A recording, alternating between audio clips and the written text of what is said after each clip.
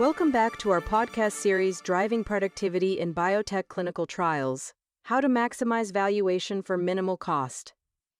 Now that we have discussed the questions of regulatory approval and value maximization, let's shift gears and explore innovative approaches to enhance productivity within clinical trials, focusing on the use of technology and data-driven strategies.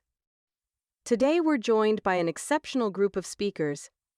We have Tracy Newbold, Vice President of Clinical Operations at Lexicon Pharmaceuticals, Athreya, SVP and Global Head of Clinical Operations for Fortrea, and Alaric Jackson, Chief Technology and Data Officer at Fortrea. Guiding today's discussion is our moderator, Dr. Ken Park, VP of R&D Strategy and Innovation Consulting for Fortrea. Over to you, Dr. Park. Tracy, I'd love to hear from you. What are a couple of areas where you're really excited about how productivity can be addressed in a different way or achieve a different level of success?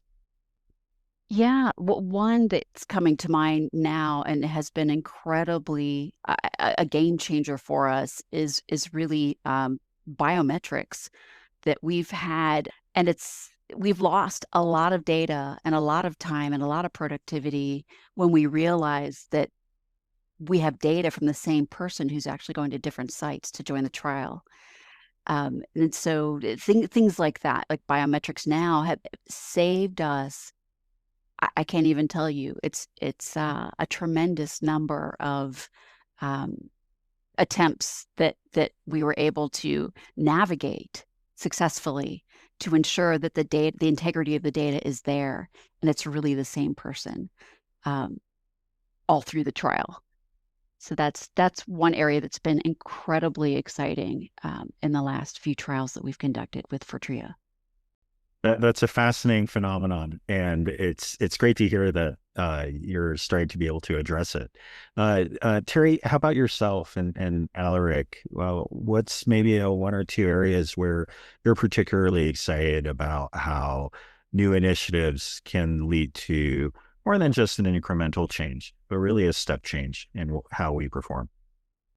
I have two that really kind of come to mind, and they're a little bit different. And I'll start with the non-technology one. But technology has helped enable us to think differently. In the study startup space, there are lots of variables that come to play. And when I'm working with my team to deliver, there are kind of three areas that I have them focus on. And each one of those areas they may focus on a little bit more. So first and foremost, things that are 100% in our control at Fortrea, we need to be 100%. We need to deliver. It is in our control. We all need to know what we need to do, and that's really important. The second thing is things that are not within our control, like a regulatory body comes down and denies something, IP, INP, issues, things of that nature where we cannot control. We often spend time trying to work around those uncontrollables, but I try to push my teams not to focus on that, because when something like a shock like that happens, we need to figure out a different way to meet the deliverables while monitoring that uncontrollable situation. And the third is what's in our sphere of influence. And sphere of influence are things like vendor management issues, contract delays between the site or customers. Those are the things that we need to really partner with our sites and our customers on to push forward. But looking at those three buckets and looking how traditionally we start up sites has been really really basic over the years. And partly because we just haven't had the ability to have the data to understand where we should actually focus, where there will be impact. So at the beginning, I talked about time, costs, and quality. How many times have we just thrown bodies at an issue and think it's going to get better? And I like to always argue, actually, adding bodies to a situation may actually cause more risk of quality concerns, because now you have more heads that may not be doing things as standard. So I think it's really important to actually focus on impact. And So using data, we have run several trials now where standard in the industry, we have certain KPIs, first patient in, 25% ready to enroll, 50% ready to enroll, 80% ready to enroll. And we're always focused on getting X amount that we projected or forecast into those buckets. But what we're finding is through more predictive analytics and better forecasting using both data that we have and then public data and putting it together, that we can actually find the sites that can actually enroll very fast and will enroll to what they said they are, but it still helps you kickstart your study. But the biggest site you want to focus on is the site that will roll really fast, enroll what they said they were going to do, but also keep enrolling beyond what was expected of them. And through some of our predictive analytics, we see that. And by looking at data and working closely with some of our sponsors, we've been able to convince them that, okay, we're going to have these KPIs of 25% and 50% and 75%. But we're actually going to put more of our effort into the sites that we have analytics that say they're actually going to deliver your trial. We all know in our industry that sites not actually giving you patients is a big inefficiency. And now we start having data where we can see where we can actually put our effort. And when doing that, we've had a couple trials that we've actually been able to accelerate by over a year. And why was that really important? It's competition. We talked about it at the very beginning and the saturation of patient population. And, I'm just really happy that we've had the ability where we've had people take the leap to actually come with a journey of thinking differently with us to actually accelerate. And how can we do that? Through kind of, that data. So I think that's a really good place where I'm really excited about just pushing the norm of what we're used to. And then the second is just with technology.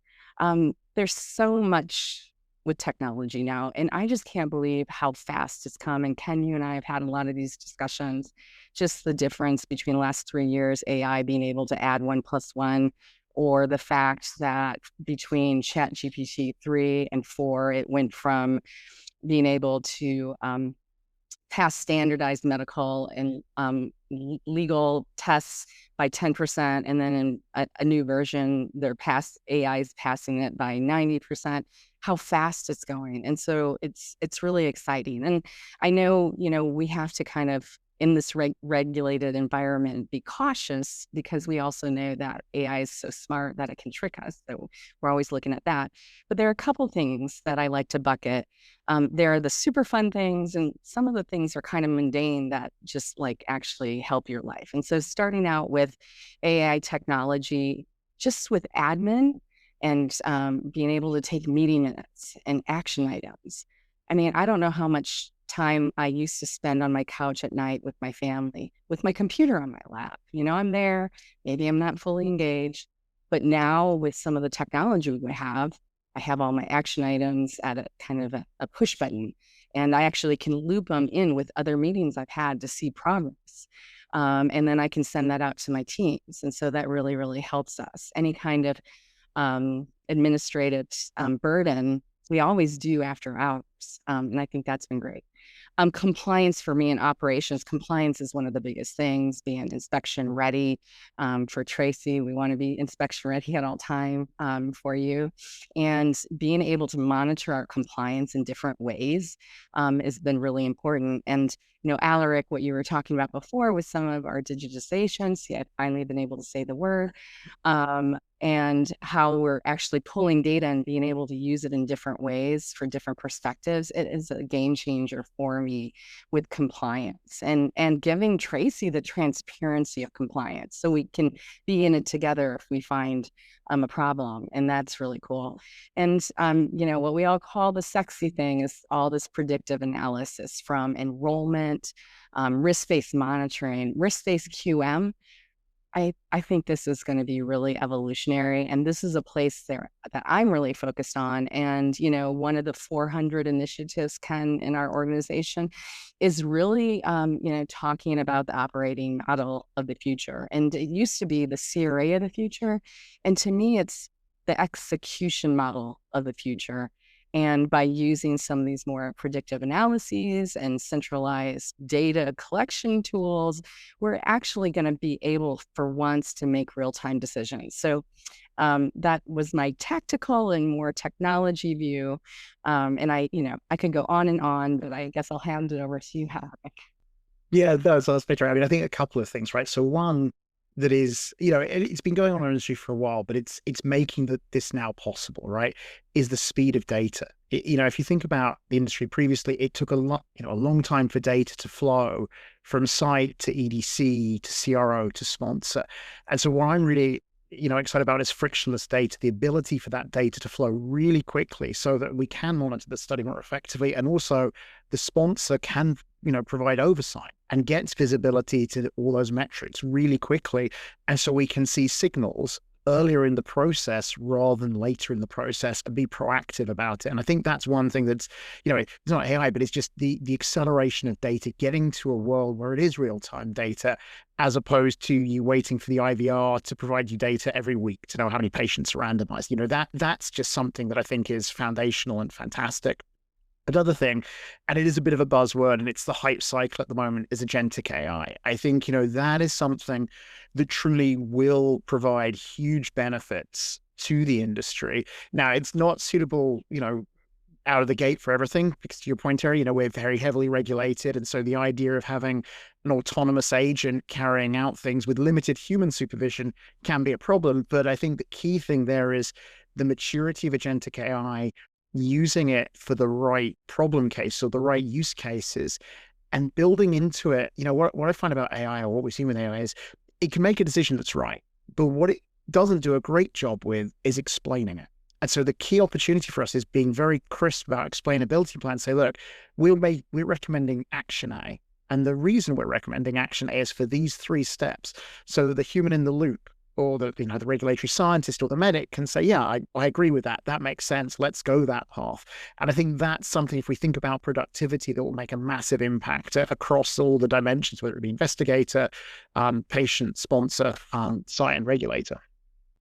Both of you have highlighted some really exciting opportunities.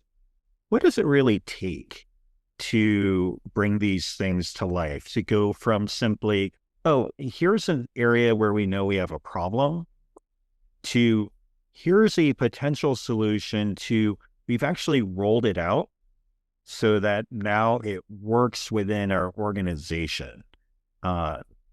Because there's a lot of steps in there. So what would you say are you have to do the following couple of things right in order for that to work?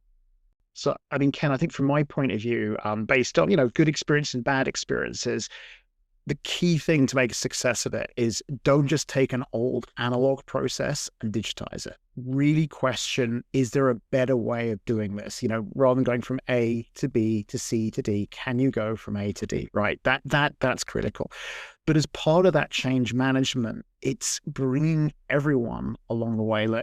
Senior leadership at all our organizations are always going to say how important productivity is, right? And we all agree with that. But philosophically, it has to mean something to the people who are doing the work on the ground to be really vested in it. And I think having the people who really understand the process involved every step of the way, investing in them to make the process better, is absolutely critical, because that then drives adoption. As opposed, if you look at industry in general and, pharma, one of the challenges you see a lot with AI initiatives is there are lots and lots of pilots, thousands of pilots in big organizations, but you know what? Very few take off and get adopted at scale. And, when we've talked about it with some of our customers and some of our peers, it's just been the buy-in hasn't been there. There was the buy-in at the beginning, but actually as things got tough, it just didn't continue. So I think that change management thing, Ken, is absolutely critical across the initiative from outset to delivery. So it doesn't work to just build it and they will come. Sadly not. Sadly not. What technologies or services that are new would you recommend or wish that sponsors would take advantage of in their clinical trials? So, I'll speak to Tracy. we're working together, and, I think you've been, an early adapter to a lot of our technologies and agents. And, for me, maybe it's not the technology. I think that it's about embracing and also making it hard to backslide. And so maybe one place I could talk about is our XRIM, our risk-based quality management. I think it's really important to use it and feel comfortable with it and see the power of it. And, in this industry, how long have we been doing 100% SDV? And we all know, we've seen the papers, that 100% SDV doesn't mean better quality, safety for the patients. It just means, we sent someone out and they looked at an EMR and an EDC and said that they looked the same. And so I feel like that this is another place where we focus a lot of effort where it doesn't have impact. But because we've done it that way in the past, we always backslide to that. But now what I'm seeing is, if you use a risk-based quality management system and have a really good, robust process about it, you can actually be proactive and not reactive. And I think that's the most important thing. Tracy, we've been talking about this, is that having the ability to centralize the data and look at it in a centralized way, to actually see the real trends and not see it after the fact, is really important. But often we backslide right back to that 100% SDV, and we wait until database lock to find our issues when the data was sitting there right in front of our face. So that I would just suggest, utilizing and being comfortable with access to the data. And it's going to be changing. So like I said, and ChatGPT, it's going fast. AI, it's going fast. We're learning more and more. So I think it's really, really, really important that we just keep down the same path together. I'm really Yeah. glad you mentioned risk-based monitoring. That's definitely an example where we were much more comfortable historically with the classical monitoring approach. And with risk-based monitoring, it's focusing on sites at risk. You're not doing the same thing for all sites that aren't doing the same thing with enrollment. And it's less expensive as well. So we kept thinking that there's something wrong with it because it was saving money. But it's been hugely helpful. And with XRIM that you also mentioned, we now have a cross-partner, cross-functional way to really understand the whole story. And we can do it in real time. And it's been a huge game changer for sponsor oversight, for data reliability, and to really have a mutual trust that we're doing the right thing at the right time. I mean, so perspective for me, and it really sounds strange coming from the technology guy, right, about this, is sometimes we're drawn to the bright, shiny things, right? And like, oh, there's this really cool tech and this is going to be transformative. And honestly, that's often not what we need. We can make incremental improvements that will make a massive impact over time.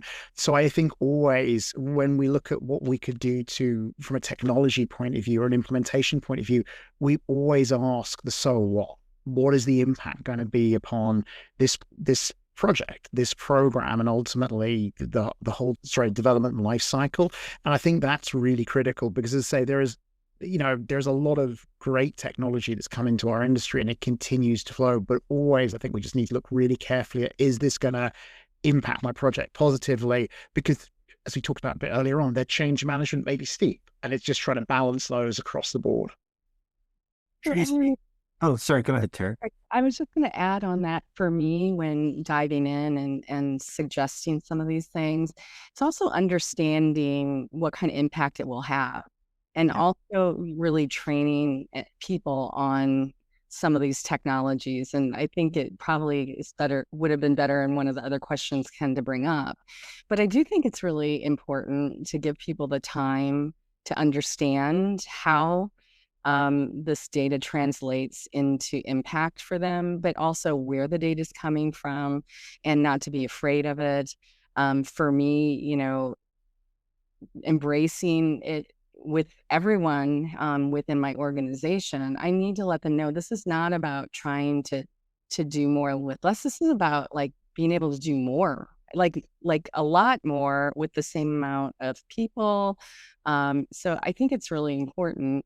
And if we can actually be more efficient, then we can even, help Tracy out to do more studies because it's more cost effective. So I think that's a really important point that I wanted to make before. This concludes today's episode of Driving Productivity in Biotech Clinical Trials: How to Maximize Valuation for Minimal Cost, where we explored innovative approaches to enhance productivity within clinical trials, focusing on the use of technology and data-driven strategies. Please join us for Episode 3, where we will discuss collaboration between CROs and biotech companies, emphasizing the importance of communication and understanding in clinical trials.